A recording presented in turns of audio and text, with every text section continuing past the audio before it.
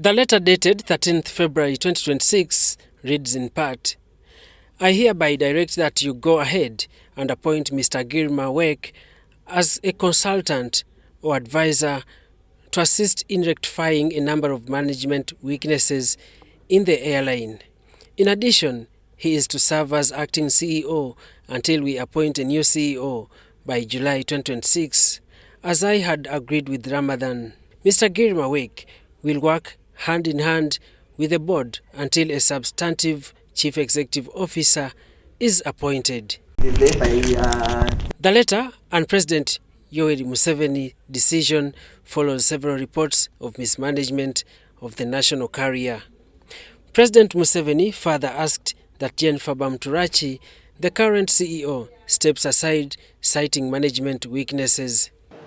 It has come late, but as the English adage says, better late than never. So we look forward to a total revamping of this airline, because this airline is a real asset of this country. All of us must understand why we are reviving and starting this airline. In the Middle East, in the Gulf, the airline is part of their luxury. They want to bring more traffic in their country. And the target, therefore, if you're going to run Emirates or Qatar, will be how many passengers do you bring in our country, either as traders or as tourists. And that's why the services they offer, very luxurious. It is not yet disclosed as to the particulars of the management weaknesses as cited by the President. However, the recent Auditor General's report for the year ending 2025 cites that the airline recorded a net loss of Uganda shillings 230.816 billion in financial year 2024-2025. But did we know how much loss we are going to make before starting the airline and before appointing Bamuturaki? Did we know? Did anyone ever tell Uganda that this will be a loss-making company? This is taxpayers' money spent on an airline that doesn't make profits and that doesn't progress. If we repeat the same story, we shall continue making losses, huge losses in the billions of money or at the expense of a taxpayer. And Ugandan taxpayers also need accountability.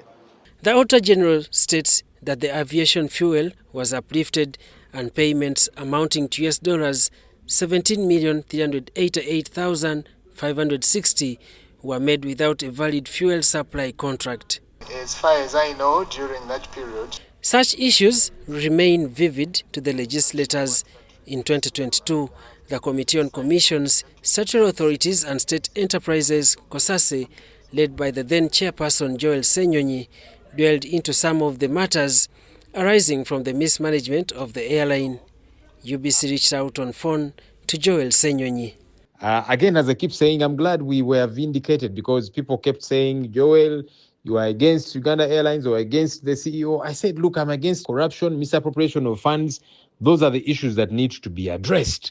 Yeah. And we indicted the CEO in our report and pointed out many other issues in our report when I was chairing COSASE, but obviously it was not given space. The MPs agree with the need to enhance operations of the national carrier. Also, when somebody is appointed by the head of state individually, how will the board hold that person accountable? Because he will say, look, you're not the ones who appointed me, so they can't hold him accountable. That's the challenge that we do have.